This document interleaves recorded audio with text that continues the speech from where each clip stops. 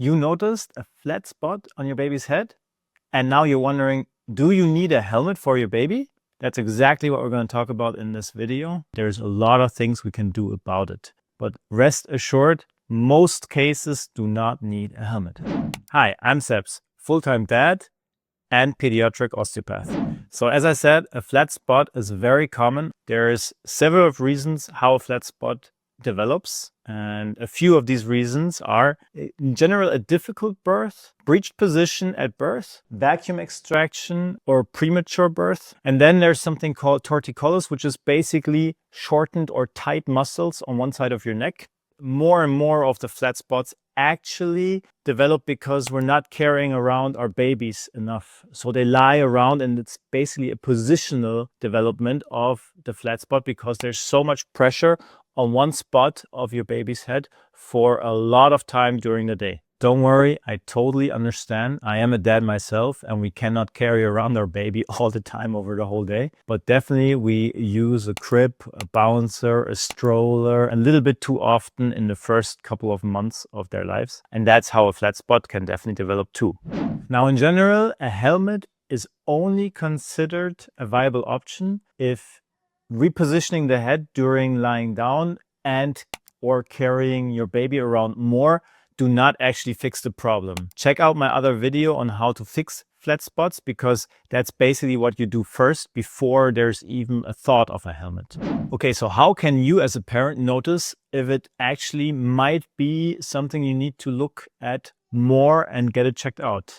Number one, look at your baby's head down from above. Does your baby's head look like an oval, or do you notice any part that looks flatter and takes away the oval shape of your baby's head?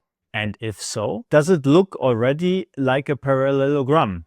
That's already the very extreme form. Or is it only a spot that's a little bit flatter? Check the ears. Are the ears more front or back side on one side compared to the other side?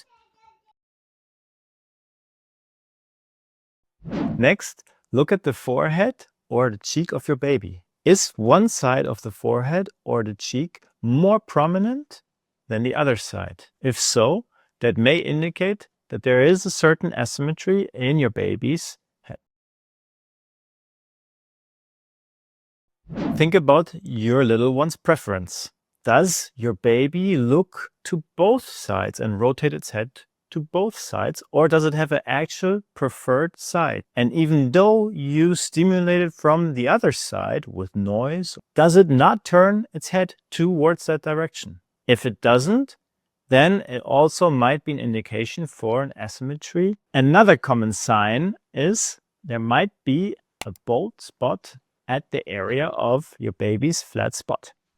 All these signs do not automatically mean you need a helmet, but you do need to pay more attention, especially if the flattening during months 3 to 6 is increasing, or if it's not improving despite all the measures you're taking, like tummy time and repositioning, etc., etc. Here are the next steps to take. Helmets work best, especially during the first 4 to 8 months. That's why it's important to notice early on, because at that point, the brain and the skull in general are still very moldable and fast growing. Helmets in general become way less effective after 12 months, because that's when the skull itself becomes very dense and hard. If you notice any of these signs of asymmetry, talk to your pediatrician or your general practitioner. They can assess the severity of the situation and also measure the asymmetry of your skull and refer you to a specialist.